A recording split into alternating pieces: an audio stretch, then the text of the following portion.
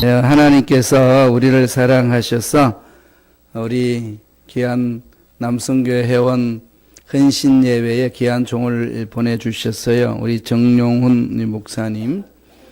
정용훈 목사님은 형제가 목사님인데, 형은 정훈 목사님이라고, 제가 총각대에 임마누엘 성가대라고 여의도 순복음교회 5부 성가대가 있어요. 대학생들 모인다. 그게 제가 총무로 헌신하고 나온 사이에 우리 정용훈 목사님의 형인 정홍훈 목사님이 이렇게 오셨어요. 성가대 열심히 봉사하고 주의 종으로 이렇게 쓰임을 받다 캐나다에서 약 15년 정도 사역을 하시고 부르심을 받아 상구로 가셨어요. 그러니까 이제 여의도에는 형제가 주의 종을 못해요. 그래서 형이 있으니까 우리 목사님은 다른 교회에서 열심히 헌신하다가 형이 선교사로 가고 나서 우리 여의도 순복음교회로 들어왔어요. 그래서 제가 한세대학교 강의를 할 때 우리 목사님이 거기 대학원 과정에 오셔가지고 공부도 하시고, 그리고 이렇게 우리 시카고로 이렇게 왔어요. 처음에 오실 때는 안디옥 미션 센터 있죠. 기도원, 안디옥 기도원에 그게 담임 목사님으로 오셨다가 장옥정 목사님이 심우했던 순복음 제일교회가 순복음 중앙교회로 바꾸면서 우리 황선웅 목사님이 그 교회를 부임을 하셨고, 그 목사님이 한국으로 귀임을 하시고 우리 정용훈 목사님께서 기도원에서 사역을 하시고 마무리 짓고 지금 순복음 중앙교회에 거기서 지금 사역을 합니다. 젊은 사나이가 왔어요. 그래서 젊은 피가 흘러서 지금 막 이렇게 막 젊어지고 있어요. 그래서 우리 지금 우리가 중북부 지방회인데, 중북부 지방회에 목사님이 한국에서 3분이나 오셔가지고 다 젊은 목사님들이 오셔서 젊어졌습니다. 그 덕분에 제가 많이 늙었어요. 그래서 우리 이 지방회가 많이 이렇게 젊은 피로 인해서 새로워지고 있습니다. 그래서 이번 남성교회에 이 젊은 피의 수혈을 이렇게 받고 기를 받으려고 하나님이 보내주셨습니다. 귀한 은혜 되시고요. 귀한 결단 있기를 바랍니다. 목사님 나오셔서 그리스도 안에서 완전한 자로 서라 라는 제목으로 말씀을 선포해 주시겠습니다. 귀한 은혜를 체험하기를 원합니다. 우리 목사님 나오실 때 할렐루야 큰 소리로 외치며 뜨거운 박수로 환영합니다. 목사님 등장하십니다. 할렐루야.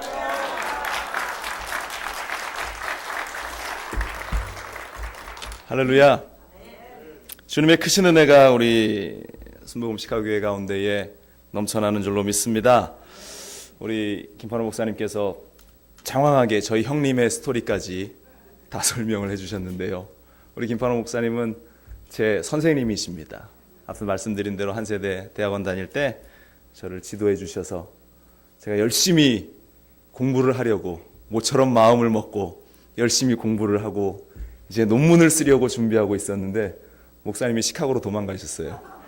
논문 지도 교수였는데 시카고로 도망가시는 바람에 논문을 제가 못 썼습니다.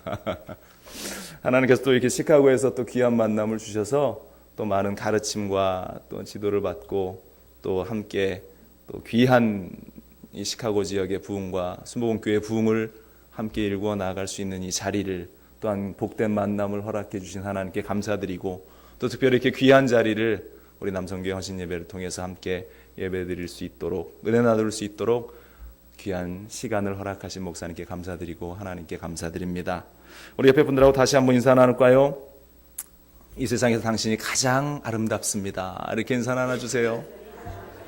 이 세상에서 우리 집사님들이, 우리 권사님들이 가장 아름답습니다. 이 아름다움의 고백에, 이런 사랑의 교제의 고백에 있어서 우리가 늘 좀 쑥스러울 때가 많이 있어요. 성도들 간에 이러한 아름다운 고백들이 우리 순복음 시카고 교회 가운데에는 더욱 넘쳐나고, 또한 그 아름다운 교제가 이 교회 안에 머물러 있는 것이 아니라 이 교회 문을 열고 나가서 세상 가운데에서 그 아름다운 향기를 나타내는 우리 순복음 시카고 교회 될 수 있기를 간절히 축원을 드립니다. 그래서 오늘 우리가 함께 봉독한 골로새서 1장 25절 이하의 이 말씀을 가지고 제가 본문의 제목을 그리스도 안에서 완전한 자로 서라라는 제목으로 함께 잠시 동안 은혜 나누기를 소망하는 마음 가지고 이 자리로 달려왔습니다. 질문 하나 드릴까요? 여러분들은 하고 싶은 일을 하면서 살아가십니까? 아니면 해야 하는 일을 하면서 살아가십니까? 다시 한번 물어볼까요? 옆에 분들에게 우리 권사님은, 우리 집사님은 하고 싶은 일을 하세요? 아니면 해야 하는 일을 하세요? 한번 물어보세요. 너무 어렵나요? 하고 싶은 일을 하십니까? 해야 하는 일을 하고 살아가십니까? 철학자 칸트라는 사람은 이런 말을 했습니다. 사람은 하고 싶은 일을 하는 것이 아니라 해야 하는 일을 하면서 살아야 한다라고 이야기합니다. 그런데 우리가 이렇게 세상을 살면서 주위를 둘러보면요, 자신이 하고 싶은 일을 하면서 사는 사람들이 굉장히 멋져 보일 때가 많이 있어요. 야, 저 사람은 뭐가 잘났기 때문에 저렇게 본인이 하고 싶은 일들을 마음껏 하면서 살아가는가라는 생각을 우리가 문득문득 가질 때가 있는데요. 그러나 진짜 멋진 사람은 또한 그리스도 안에서 정말로 귀하게 쓰임받는 사람은 내가 반드시 해야 할 그 일에 전력 투구하는 사람인 줄로 믿습니다. 우리 순복음시카교회 성도 여러분들은 내가 해야 하는 그 일을 발견하고 그것을 위해서 최선을 다할 수 있는 믿음의 사람들이 될 수 있기를 주님의 이름으로 간절히 축원을 드립니다. 아멘. 우리 하나님께서는 우리가 해야 할 그 일을 하기를 원하시기에 이 땅 가운데에 우리의 삶을 허락하시는 줄로 믿습니다. 나이가 10살이 되고 20살이 되고 50이 되고 60이 되고 80이 되고 90이 되는 것이 중요한 것이 아니라 내가 이 땅 가운데에서 나의 삶을 지켜나갈 수 있도록 하시는 하나님은 이 땅에서 내가 해야 할 일이 있다라는 사실을 발견하고 그 일을 위해서 최선을 다해 나아가라고 우리에게 말씀하시는 줄로 믿습니다. 다시 한번 권면합니다. 여러분들은 이 땅 가운데에서 하나님이 원하시는 그 일을 발견할 수 있기를 주님의 이름으로 간절히 축원을 드립니다. 오늘 본문에 골로새서를 기록한 이 사도 바울 역시 자신의 뜻을 살았던 인생이 아니라 하나님의 뜻, 하나님이 원하시는 그 길을 살기 위해서 발버둥 쳤던 사람임을 우리는 너무나 잘 알고 있습니다. 자신이 원하는 일보다는 하나님이 원하는 그 일을 소중히 여기고 살았던 사람, 이 바울에 대해서 우리가 너무나 잘 알고 있지 않습니까? 지식이 많은 사람이었습니다. 누구보다 많은 재물도 가지고 있었던 사람입니다. 얼마든지 그 모든 것들을 누리며 살 수 있는 능력도 그에게 있었습니다. 또 나름대로의 큰 열심도 이 바울에게는 있었습니다. 아마도 그가 다메섹 도상에서 예수 그리스도를 만나지 않았다면 세상의 가치의 기준으로 볼 때 너무나 잘 나가는 그러한 삶의 모습으로 성공한 바리새인으로 율법학자로 사업가로서 그가 세상 가운데에서 떵떵거리는 인생을 살았을 것을 우리는 짐작할 수 있습니다. 그런데 그의 그 삶 가운데의 일생일대의 최대의 전환점을 맞이하게 됩니다. 바로 그것이 무엇입니까? 예수 그리스도를 만났던 그 사건. 다메섹에서 예수 그리스도를 만난 그 사건이 그의 삶을 변화시켜 나아가기 시작합니다. 그가 소중하게 생각했던 가치의 기준이 바뀌어지기 시작합니다. 이 바울에 관한 그 이야기들을 성경에서 우리가 이렇게 들여다보면 그의 가족에 관한 이야기가 등장하고 있지 않은데요. 약간의 가문에 관한 이야기, 그의 학벌에 관한 이야기가 성경에서 증거하는 바울의 모습의 전부인데 아마 그가 예수 그리스도를 만남으로 말미암아서 그의 가문 가운데에서 버림을 당하는 일이 아마 그의 인생 가운데에 생겨나지 않았을까. 철저한 바리새인으로 살아가던, 철저한 율법학자로 살아가던, 철저하게 가문을 위해서 이끌어져가는 삶을 살아가던 그가 예수 그리스도를 믿는다라는 그 사실로 말미암아 가족들에게조차 버림을 당하는 그 일이 아마 이 바울의 삶 가운데에 나타나지 않았을까? 아마 그의 회심은 자신의 인생 가운데에 가족과 멀어져야 하는 최고의 아픔의 순간이 아니었을까.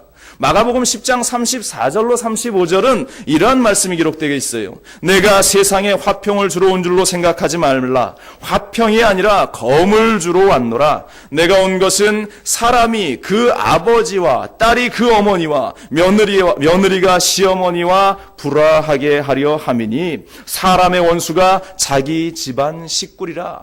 마태복음에 이러한 말씀이 등장하는데요. 한 몇 주 전쯤에 저희 교회 성도님 중 한 분이 저에게 전화를 해서 이 말씀 구절에서 질문을 던지는 거예요. 목사님, 예수님은 사랑이라고 말씀하셨는데 우리에게 평화를 주시겠다라고 말씀하셨는데 성경을 읽다 보니까요, 왜 예수님이 우리에게 불화를 주시겠다고 검을 주시겠다고 우리 가정 가운데 불화를 만들겠다고 하십니까? 라는 의문을 약간 짜증이 나셨던 것 같아요. 말씀을 읽으면서 목사님, 제가 이 말씀 구절에 멈추어서 더 이상 진전이 안 됩니다 라고 저한테 전화를 하셨어요. 그런데 여러분들, 우리가 말씀을 읽을 때는 한 구절 탁 띄워놓고 그 말씀 구절에 멈추어서는 안 됩니다. 말씀은 전체적인 맥락을 통해서 우리가 살펴봐야 하는데, 이 마태복음 10장의 말씀은 예수님께서 제자들을 다 부르시고 이제 그 제자들로 하여금 예수님께서 말씀을 주셔서 제자로서 세상 가운데에 파송하는 그러한 현장의 모습을 기록하고 있는데, 그때에 예수님께서 그들에게 하신 말씀이 네가 예수의 제자가 되는 순간 세상은 너와 등지게 될 것이다. 세상은 하나님의 말씀을 듣는 그 순간 세상이 가졌던 그 세상적인 평안과 안락과 기쁨과 또한 그 안에서 누렸던 화평은 순식간에 사라지게 될 것이다. 왜? 그것은 하나님 안에 있는 평화가 아니고 예수님이 주신 평화가 아니고 예수님이 주신 그러한 참된 위로와 안식이 아니기 때문이다. 그래서 세상 사람들은 하나님의 말씀을 들을 때에 마음 가운데에 불편함이 생기고 마음 가운데에 찔림이 생기기에 하나님이 주시는 그 말씀을 대적하게 될 것이다. 그것은 나와 모르는 세상의 사람들만 국한되는 것이 아니라 우리의 가정 가운데에도 마찬가지로 드러나게 되는 일이다. 우리가 예수를 열심히 믿겠다고 결단하며 우리의 가정 가운데에, 우리의 사회 가운데에, 인생 가운데 우리가 살아나갈 때에 얼마나 많은 갈등이 생겨나는지 모릅니다.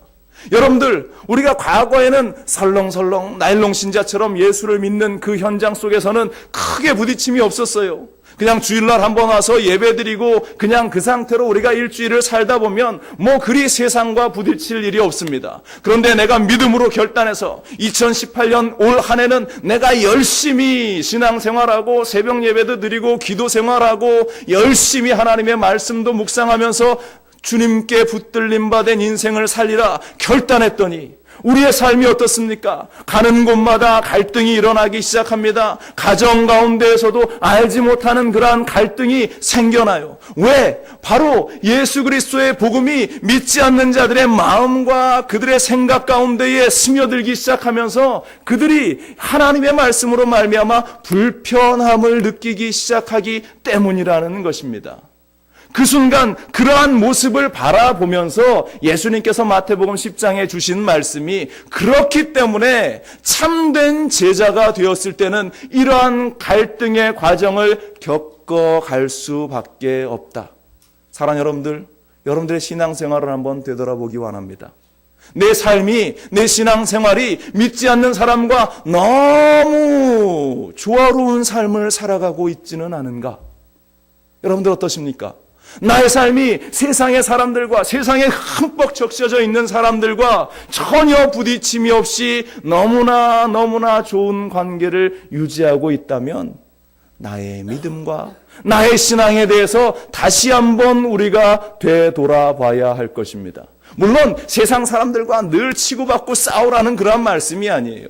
세상 사람들에게 예수 그리스도의 말씀을 전하고 예수 그리스도의 사랑을 전하기를 우리가 결단하면서 세상을 살아가야 하는데 그 가운데에서 생겨나는 갈등과 불안은 당연한 것이라는 사실을 성경이 우리에게 이야기하는데요. 바로 이 사도 바울의 삶의 현장 가운데서도 그와 같은 예수 그리스도를 만남으로 말미암아서 그가 이전에 귀하고 값지게 여겼던 그 모든 것들이 배설물로 여겨지는 그 순간 얼마나 많은 갈등이 있었겠는가. 많은 사람들은 이렇게 이야기합니다. 적당히 믿어라 하고 그 정도면 충분하다고 이야기합니다. 야, 주일날 한번 예배드리면 될 것이지, 수요일날도 가야 하고 금요기도에도 가야 하고 새벽 예배도 가야 하고 뭐 그리 유별나게 신앙생활할 필요가 있는가라고 이야기합니다. 우리가 찬양대로 봉사해야 할 필요가 있냐라고 이야기하고, 우리가 날마다 주방에서 그릇을 닦아야 할 이유가 어디에 있냐라고 세상 사람들은 그렇게 이야기합니다. 여러분들, 이 자리에 있는 여러분들은, 금요기도에 참석한 여러분들은 아마 이러한 이야기를 수도 없이 들으셨을 것이에요. 그러나 그러한 헌신과 그러한 수고를 우리 하나님께서는 기뻐 받으시는 줄로 믿습니다.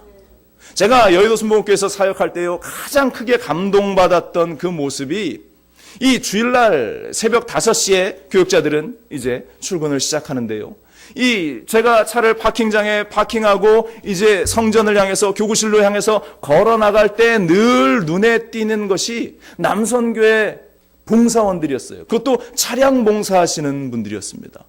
그분들은 제가 5시에 이제 건널목에 건너기 위해서 이렇게 서 있으면요, 벌써 옷을 다 갖춰 입고 한겨울에 두꺼운 파카와 또 안내봉을 들고 그들이 동그랗게 모여서서 주여를 3번 외치면서 기도를 시작하는 모습을 늘 보게 돼요. 그 추운 날씨, 더운 날씨 상관하지 않고 그 새벽부터 그들이 아침부터 헌신하며 저녁 늦게까지 그들이 수고하는 모습을 보면서 제가 늘 감동을 받고 감격을 받았는데요, 그들이 어떠한 이유 때문에 그렇게 헌신하고 수고하기를 결단하며 애썼겠는가? 바로 그들 가운데 있는 예수 그리스도 때문이었음을 우리는 기억을 합니다.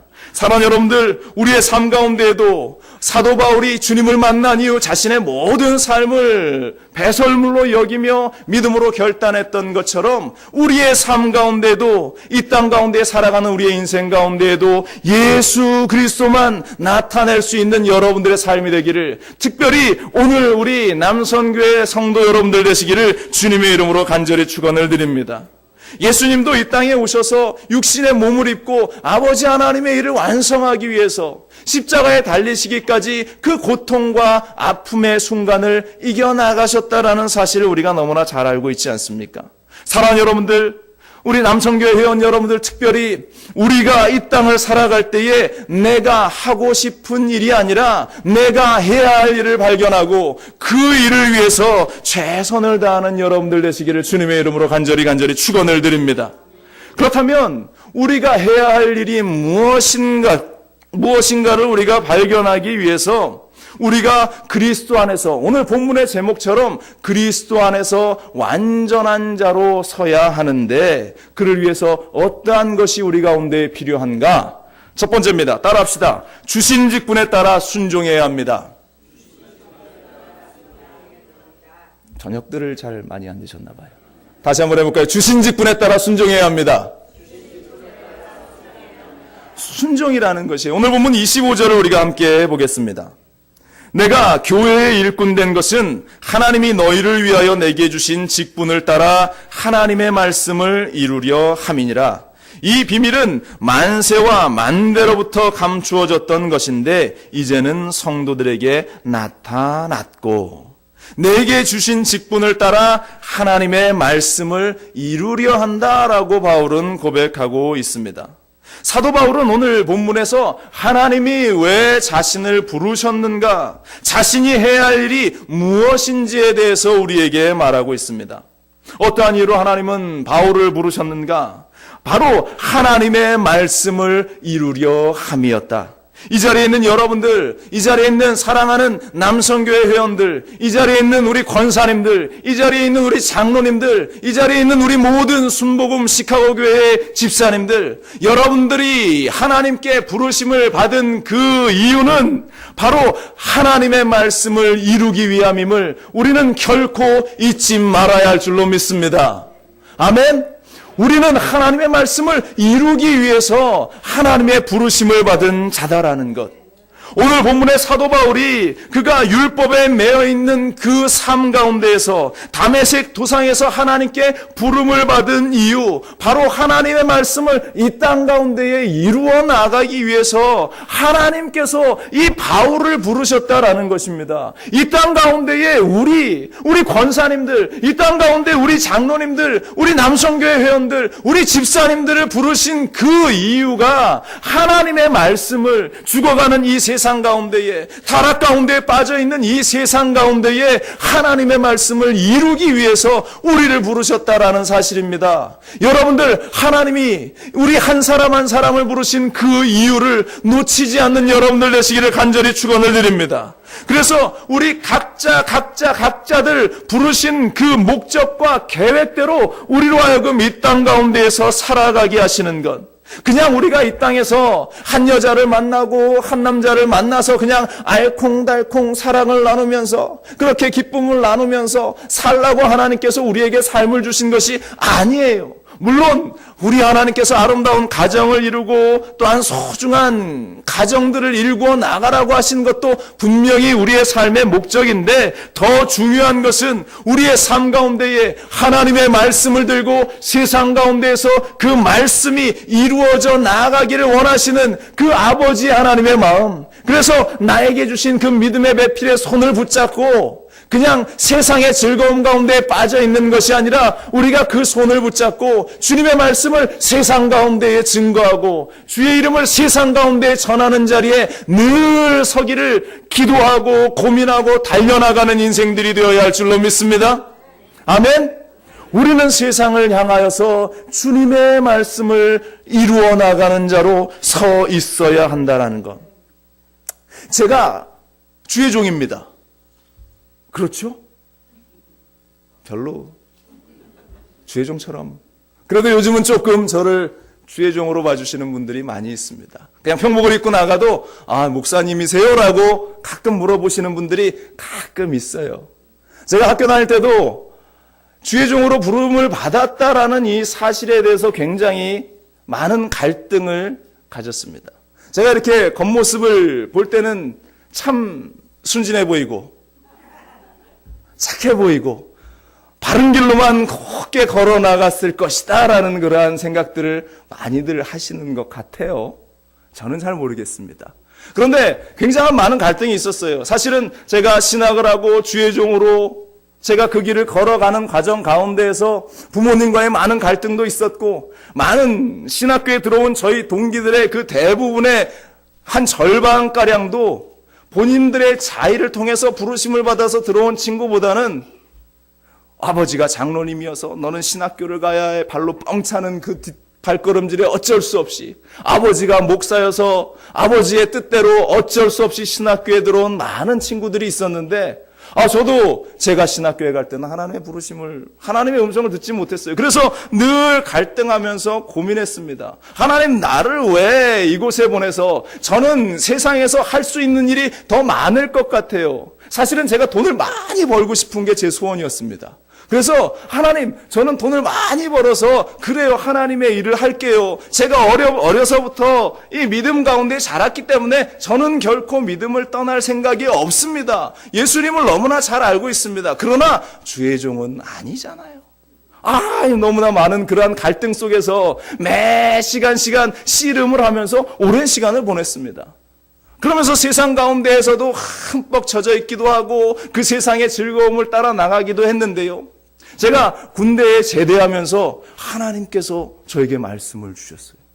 군대에 제대하면서 제가 다시는 내가 신학교로 돌아가지 않을 거예요 결단하면서 군대에 제대를 하는데, 하나님께서 어느 날 갑자기 저에게, 저는 처음이었습니다, 하나님의 음성이 들린다라는 사실에 대해서 저는 그런 강한 충격을 받았던 기억이 이전까지는 없었어요. 물론 어릴 때에 성령의 충만한 가운데 초등학교, 중학교 때 방언도 하고 열심히 교회 봉사도 하고, 제가 어릴 때부터 꼬맹이 때부터 제가 찬양을 조금 합니다. 성가대로 자라났습니다. 그래서 늘 성가대에서 봉사하고 헌신하고 찬양팀 리더도 하고 열심히 봉사는 했지만, 그 하나님의 주의 종으로 부르심을 나에게 주시는 그 하나님의 음성을 듣지 못했는데 군대를 제대하는 그 순간에 하나님, 이제 내가 무엇을 해야 할까요? 그래도 나에겐 믿음이 있었기 때문에 하나님께 기도를 하는데 하나님께서 제 마음 가운데 이전에 제가 걸어왔던 그러한 잘못되고 그러한 죄악 가운데 있었던 그 모습들을 바라보게 하시면서 내가 너를 불렀다라는 그러한 하나님의 음성을 저에게 허락해 주셨어요. 아, 하나님의 부르심이 나에게 있구나. 그런데요, 그 과정 가운데에서 또 제가 신학교에서 공부하고 또 사역을 일구어 나가는 과정 가운데에서도 하나님의 부르심이 있었지만 늘 갈등과 고민은 사실 아직까지도 끊임없이 제 안에 일어나고 있습니다. 때로는 제가 사역자의 길을 걸어 나가면서 너무나 부족하고 너무나 부끄러움을 느끼면서 특별히 이 강단에서 설교를 하고 제가 내려갈 때는 정말 저는 매 순간순간 부끄러움을 느낍니다. 설교하고 내려갈 때 얼마나 부끄러운지 매 주일 예배 마치고 제가 이제 사무실에 들어가 앉아 이렇게 있으면 제 낯이 뜨거워서 차마 그 자리에 그대로 앉아 있을 수 없을 정도로 부끄러움을 많이 느낄 때가 있는데요. 그런데 그러한 순간에 성도님들이 찾아와서 목사님 오늘 말씀에 참 은혜 받았어요 라고 말씀하시면 더 부끄러움을 느끼면서 때로는 마음의 위로를 얻어요. 특히 우리 오정정 권사님 저기 앉아 계시는데 우리 권사님 늘 제 손을 탁 잡아주시면서 목사님 오늘 설교 최고였어요. 물론 그것이 다 진실은 아니라는 사실은 제가 압니다. 그렇지만 늘 그렇게 주의 종을 격려해 주시는 그 말씀을 들으면서 위로를 얻기도 하고요.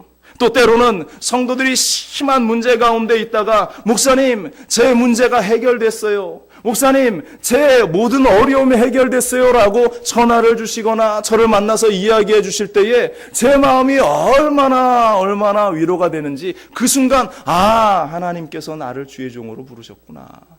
주의 종에게 이러한 위로를 주심에 이것이 하나님의 부르심이 나에게 있는 것이 확실하구나라는 것을 느낄 때가 많이 있는데요.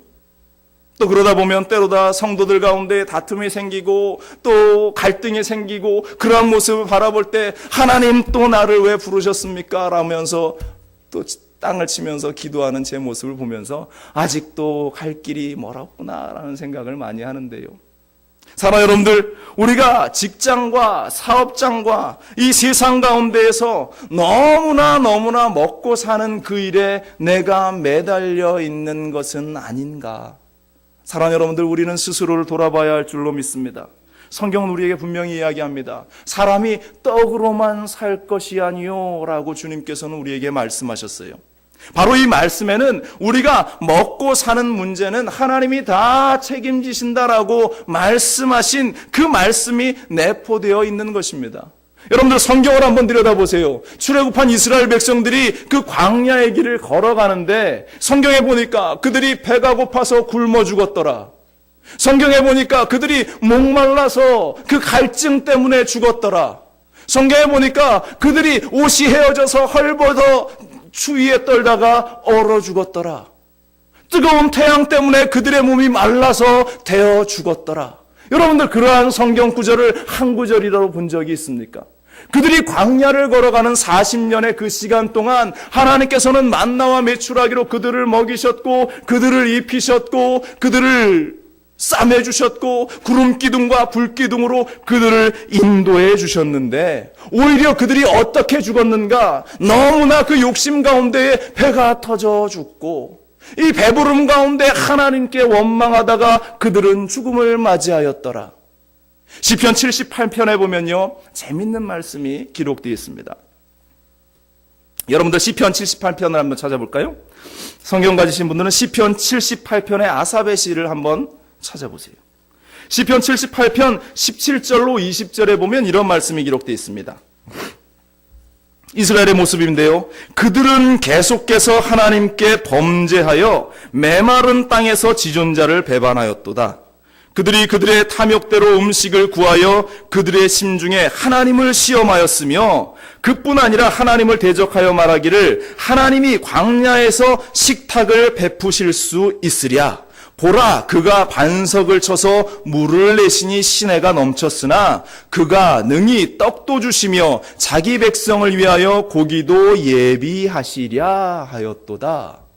그러니까 지금 이 아삽의 시에는 이스라엘 백성들이 반석에서 물이 나서 물을 먹기는 먹었는데 그들이 그 목마름을 죽인 그들이 생각하기를 우리의 목은 죽였지만 하나님께서 우리에게 이 광야에서 어떻게 떡도 주시겠느냐, 하나님께서 이 광야에서 어떻게 우리를 배부르게 하시겠느냐라고 의심을 품고 있는 그들의 모습을 그리고 있다라는 것입니다. 하나님을 의심하고 시험한 이스라엘 백성들의 모습이 등장하고 있어요. 그런 그들이 배가 부르면 만족할 것인가? 그들이 하나님의 말씀에 순종할 것인가? 그런데 하나님께서 만나와 메추라기로 그들을 실컷 먹였습니다. 그런데 그들 가운데 불평과 원망은 끊이지 않습니다. 29절로 31절 그 이후에 나오는 말씀을 보세요. 그들이 먹고 심히 배불렀나니 하나님이 그들의 원대로 그들에게 주셨도다. 30절에 그러나 그들이 그들의 욕심을 버리지 아니하여 그들의 먹을 것이 아직 그들의 입에 있을 때에 하나님이 그들에게 노염을 나타내사 그들 중 강한 자를 죽이시며 이스라엘의 청년들을 쳐 엎드리셨도다. 그들이 배불렀음에도 불구하고 또 원망하고 불평하고 하나님의 뜻에 순종하지 못하고 있다라는 것입니다. 그리고 결국 하나님의 징계 앞에 그들은 회개하고 돌아설 수밖에 없게 되었다. 34절 35절입니다. 하나님이 그들을 죽이실 때에 그들이 그에게 구하며 돌이켜 하나님을 간절히 찾았고 하나님이 그들의 반석이시며 지존하신 하나님이 그들의 구속자이심을 기억하였도다. 이것은 인간들은 이렇게 어리석습니다. 하나님께서 반석에 물을 내셨는데 우리에게 먹을 것을 주시지 않겠습니까? 그러나 이스라엘 백성들처럼 원망하고 불평하고 순종하지 못하는 것이 이 인간의 본성이라는 것입니다. 사랑하는 우리 순복음 시카고교회 여러분들, 이스라엘 백성들처럼 하나님께서 주시는 그것들을 의심하지 않는 우리들 될 수 있기를 주님의 이름으로 간절히 축원을 드립니다. 하나님께서 우리를 부르셨다라는 것은 우리의 먹을 것, 입을 것, 쓰고 나눌 그 모든 것들까지 하나님께서 책임지신다는 것이고 우리는 어떻게 하면 된다고요? 그 하나님의 말씀에 순종하면 되는 것입니다. 이 땅 가운데 우리를 세워나가시기 원하시는 하나님의 뜻을 발견하면서 순종의 길을 걸어 나가면 된다라는 것입니다. 여러분들, 하나님의 말씀에 순종하는 우리 남성교회 회원 여러분들, 우리 권사님들, 우리 장로님들, 우리 모든 성도님들이 되시기를 주님의 이름으로 간절히 축원을 드립니다. 그것이 바로 그리스도 안에서 완전한 자로 서는 길임을 우리는 잊지 말아야 할 줄로 믿습니다. 두 번째입니다. 따라합시다. 주신 직분에서 사람을 세워나가야 합니다. 사람을 세워나가는 일이 우리에게 주어진 사명이라는 것이에요. 오늘 본문 28절 보세요. 우리가 골로새서 1장 28절입니다.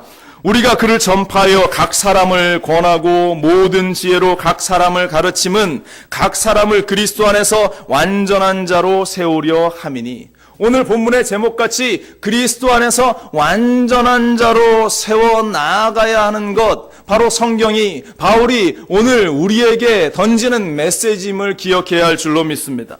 이 말씀은 사도 바울이 하나님께 부름을 받은 이후에 그가 나 혼자, 바울 스스로 혼자 완전한 자로 서는 것에 만족하고 안주하는 것이 아니라 옆에 있는 지체들을 하나님의 사랑 가운데 완전한 자로 세우기 위해서 애쓰고 힘쓰고 노력했다라는 사실을 우리에게 말씀하고 있다라는 것이에요.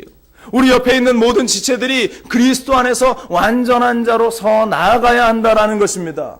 옆에 있는 우리 성도님들을 한번 보세요. 이들이 완전한 자로 서 있는가? 하나님의 말씀 가운데 온전한 자로 서 있는가? 혹여나 넘어진 지체들이 있습니까? 내 곁에 있어야 할 지체가 지금 이 자리를 지키지 못하고 그들이 교회를 떠나 세상 가운데에 그 흔들리는 인생을 살고 그들이 교회를 벗어나 세상에 흠뻑 빠져 살아간다면 그것은 하나님께서 이 땅 가운데에 주신 우리의 사명을 놓쳐버리는 일입니다. 이 밤에 있는 여러분들, 우리의 모든 지체들을 나 혼자 완전한 자로 서 있는 것이 아니라 우리의 지체들을 완전한 자로 함께 세워나갈 수 있는 그 따뜻한 손길이 이 자리에 있는 여러분들 가운데 있기를 주님의 이름으로 간절히 축원을 드립니다. 그렇다면 어떻게 우리가 완전할 수 있는가? 우리는 연약한 인생인데 어떻게 완전한 자로 세워나갈 수 있는가? 이 완전하다라고 오늘 성경에 기록된 이 단어는 텔레이오스라는 그런 헬라어를 사용하는데요. 온전하다라는 그런 단어로 번역되기도 합니다. 이 원래의 뜻은 마치 이 몸의 뼈가 탈골되었다가 팔이 쭉 빠졌다가 다시 그 자리를 찾아서 들어가는 것과 같은 그러한 모습을 이야기하고 있는 것이에요. 하나님을 믿는 사람들이 하나님이 원하시는 그 형상, 그 모습대로 회복되어지는 것. 우리 하나님께서 저와 여러분들을 창조하셨습니다. 어떠한 모습으로? 하나님의 형상대로. 하나님의 형상대로 우리를 창조하셨어요. 그래서 우리 각자에게는 하나님의 모습이 있는데 우리가 범죄함으로 말미암아서 그 하나님의 모습을 잃어버립니다. 세상 가운데에서 세상의 모습으로 세상의 사람으로 살아갑니다. 우리는 하나님의 모습을, 하나님께서 우리를 창조하신 그 모습을 회복해 나아가야 하는데 바로 그것이 그리스도 안에서 온전한 자로 회복되어져 가는 그러한 모습이고, 그 모습에 대해서 사도 바울은 에베소서 4장 13절에 이렇게 말합니다. 우리가 다 하나님의 아들을 믿는 것과 아는 일에 하나가 되어 온전한 사람을 이루어 그리스도의 장성한 분량이 충만한 데까지 이르리니, 바로 온전함을 이루기 위해서, 바로 우리가 온전한 사람이 되기 위해서 무엇이 필요한가? 하나님의 아들을 믿는 것과 아는 일에 하나가 될 때에 그리스도 안에서 온전한 자로 설 수 있게 된다라고 성경은 우리에게 말하는 것입니다. 완전한 사람, 온전한 사람이란 만세전부터 감추어졌던 하나님의 비밀, 그리스도를 알고 그분 안에서 살아가는 사람을 오늘 성경은 우리에게 말하고 있습니다. 사랑하는 여러분들, 이 자리에 있는 우리 모든 성도들이 하나님 안에서 온전한 자가 되고, 뿐만 아니라 하나님께서 우리의 각 지체들을 온전한 자로 세워나갈 수 있도록 우리가 함께 힘을 다하는 믿음의 사람들이 될 수 있기를 간절히 축원을 드립니다. 그리고 세 번째입니다. 우리가 그리스도 안에서 온전한 자가 되기 위해서는 어떠한 모습이 있어야 하는가? 따라합니다. 힘을 다해서 수고해야 합니다. 오늘 보면 29절은 말합니다. 이를 위하여 나도 내 속에서 능력으로 역사하시는 이의 역사를 따라 힘을 다하여 수고하노라. 바울이 그 일을 위해서 힘을 다해서 수고하고 있다라고 이야기하고 있습니다. 그냥 수고하는 것이 아니라 힘을 다해서, 최선을 다해서 수고한다라고 말하고 있습니다. 오늘 본문 바울의 이 표현, 내 속에서 역사하시는 이의 능력으로, 우리 주님의 능력으로 그가 수고함을 이야기하고 있습니다. 오늘 많은 성도들, 교회 안에 있는 우리의 모습들을 우리가 바라볼 때에 때로는 우리의 모습 속에 인간적인 열심이 드러날 때가 있습니다. 또한 인간적인 그러한 열정을 가지고 교회 일을 우리가 해 나가려고 발버둥 칩니다. 그러나 사도 바울이 오늘 우리에게 말하는 것은 인간적인 열심과 인간적인 열정이 아니라 주님이 주신 역사, 주님이 주신 그 능력으로 그 일을 감당해야 한다라고 우리에게 말하고 있습니다. 너무나 중요한 일입니다. 바로 직분자로서 우리가 교회 안에서 사명을 감당할 때에 자꾸 내 능력, 내 힘, 내 자랑이 드러나기 시작하면 그 공동체 가운데에서는 분열이 일어날 수밖에 없고 갈등이 생겨날 수밖에 없습니다. 그러나 그 자리에 예수 그리스도의 힘과 예수 그리스도의 능력으로 덮어져서 함께 그 일을 감당하며 최선을 다해 달려나갈 때에 그 공동체는 어떠한 공동체보다 아름다운 공동체가 되어질 줄로 믿습니다. 사랑하는 우리 순복음시카교회, 우리 남성교회 회원 여러분들이 이 교회를 섬기며 또한 이 교회를 이끌어 나아갈 때에 나의 힘과 내가 가진 것과 나의 능력이 아니라 하나님이 주신 그 능력으로 교회를 섬겨 나가고 우리 성도들을 섬겨 나갈 수 있기를 주님의 이름으로 간절히 축원을 드립니다. 그 안에 주님의 능력과 나의 수고와 열정이 함께 어우러질 때에 불가능한 것도 가능하게 되는 하나님의 기적의 역사가 바로 하나님의 능력을 가지고 수고하는 우리 남성교회 성도들을 통해서 넘쳐나게 된다라는 사실. 사도 바울은 바로 그와 같은 사실을 우리에게 전하기 원하였고 그 모습이 우리 가운데에 나타나기를 소망했음을 우리는 발견하게 된다라는 사실. 오늘 사도 바울을 통하여서 하나님께서 우리에게 주신 이 말씀이 바로 각 사람을 그리스도 안에서 완전한 자로 세우기 위해서 나의 능력이 아닌 그리스도의 능력으로 수고하고 또한 하나님의 부르심에 순종하며 우리가 걸어나가고 나 혼자 살아가는 것이 아니라 함께 그 지체들이 온전한 자로 완전한 자로 서기 위해서 서로 돕고 격려하며 나아가는 그 아름다운 모습을 통해서 우리 하나님께서 우리 남성교회를 세워나가고 우리 순복음 시카고 교회를 세워나가게 될 줄로 믿습니다. 여러분들, 그 하나님의 말씀이, 그 하나님의 능력이 우리 가운데에 늘 넘쳐날 수 있기를 간절히 축원을 드립니다. 우리가 그런 모습으로 나아갈 때에 그런데 더욱 감사한 것이 있습니다. 우리가 그렇게 그리스도 안에서 완전한 자로 살아가기 위해서 발버둥치며 살아가는 그 인생들을 우리 하나님께서는 그냥 버려두지 않으시고 시편 1편 3절의 말씀처럼 시냇가에 심은 나무가 철을 따라 열매를 맺으며 그 잎사귀가 마르지 아니함 같으니 그가 하는 모든 일이 다 형통하리로다 하신 그 말씀대로 우리가 애쓰고 힘쓰는 그 모든 일 가운데에 형통함과 기적과 은혜의 역사들을 허락해 주실 줄로 믿습니다. 우리 남성교회 회원들 열심을 다하여 수고하며 교회를 섬기며 나아갈 때에 여러분들이 흘린 그 땀방울이 여러분들의 인생 가운데에 귀한 열매를 맺게 될 것을 조금도 의심하지 않기를 간절히 축원을 드립니다. 세상에서 가장 복 있는 사람이 누구에겠습니까? 자신이 많은 것을 쌓아놓고 살아가는 인생이 아니라 내가 쌓아놓은 것이 없을지라도 남들이 보여달라면 보여줄 것이 없을지라도 써야 할 때면 하나님께서 채워주셔서 감당할 수 있는 힘이 있는 사람, 만나와 메추라기를 허락하셔서 먹이고 입히셨던 그 하나님의 능력처럼 비록 내 주머니에는 지금 현재 가진 것은 없다 할지라도 하나님의 일을 위해서 내가 써야 할 때 하나님이 채워주심을 경험하는 사람들, 그 사람이 진정으로 복된 사람임을 우리는 기억해야 할 것입니다. 바로 그 일이 우리 남성교회 회원들 한 사람 가운데에 일어나게 될 줄로 믿습니다. 제가 2001년도에 국민일보에 난 그 김상태 집사님이라는 분의 간증을 참 좋아하는데요. 읽어보신 분들도 있을 겁니다. 한국판 베드로의 기적이라는 그러한 이야기의 주인공. 이 김상태 집사님이 구례교회를 섬겼던 그러한 어부였습니다. 어부.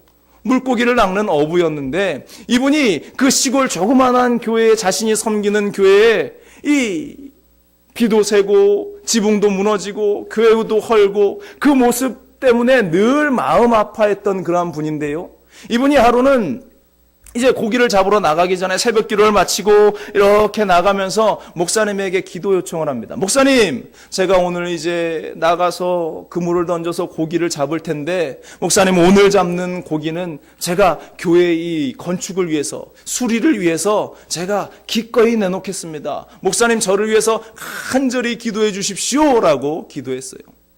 그 마음 가운데 고기가 잡혀봤자 얼마나 잡히겠습니까? 그날 얻은 것 얼마나 되겠습니까? 라는 그러한 생각도 있었을는지 모릅니다. 그런데 그가 목사님께 간절히 기도를 받고 이제 배를 몰고 바다로 나갔어요.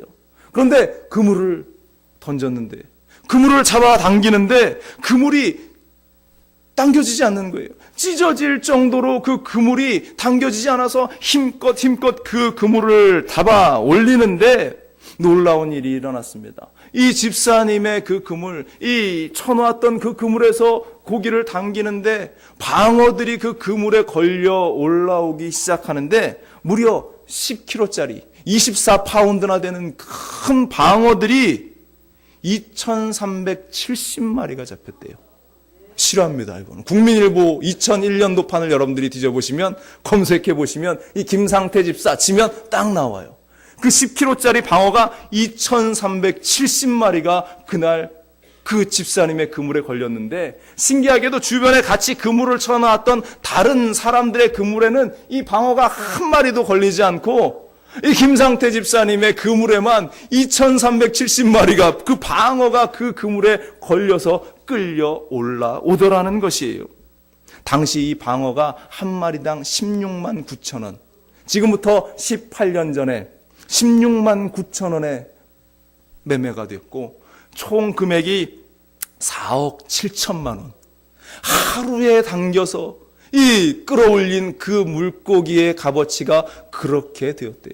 그렇게 수입을 얻어서 이분이 약속한 대로 그 교회를 번듯하게 아주 멋지게 그 구례교회를 건축해서 하나님께 올려드렸답니다. 아멘. 그와 같은 일이 우리 가운데도 일어날 줄로 믿습니다. 그런데요, 그 일이 거기서 그친 게 아니에요. 한 달이 지났습니다.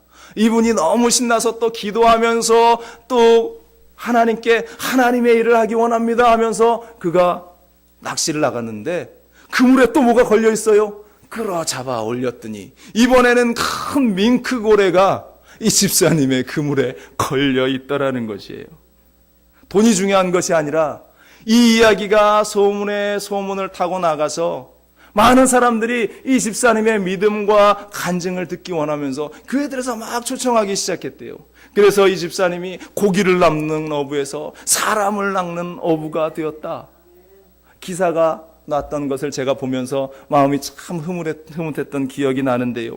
이 김상태 집사님처럼 사랑하는 여러분들, 우리 순복음 시카고의 우리 남성교회 여러분들이 그리스도 안에서 완전한 자로 서서 교회를 위해서 충성하고 헌신하고 수고하고 봉사할 때에 이 잎사귀가 마르지 않는 축복이 저를 따라 얻어 누리는 그 하나님의 은혜의 역사들이 교회를 세워나가고자 하는 여러분들의 고백을 통해서, 또한 그리스도 안에서 완전한 자로 서기를 원해서 발버둥치는 여러분들의 삶을 통해서, 또한 나 혼자만이 아니라 우리 지체를 세워나가는 여러분들의 그 모습을 통해서 이 교회가 아름답게 세워지고 여러분들의 공동체가 아름답게 세워지고 여러분들이 하는 일에 하나님이 주시는 형통함을 누리게 되는 기적의 역사가 일어나게 될 줄로 믿습니다.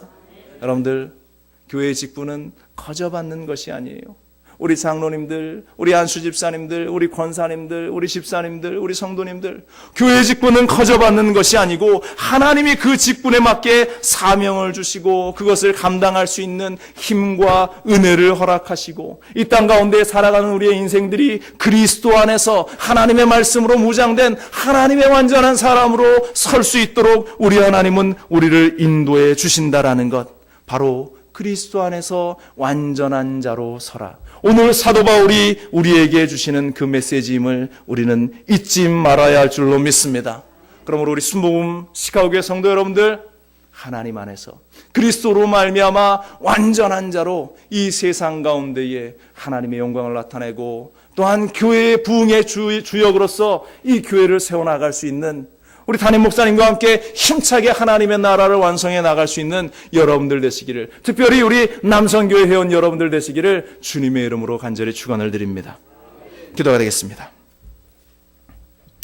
사랑을 많으신 좋으신 아버지 하나님, 오늘 성경은 그리스도 안에서 완전한 자가 되라고 우리에게 말합니다. 그러나 우리의 힘으로는 그 완전한 자리에 설 수 없음을 우리는 너무나 잘 압니다.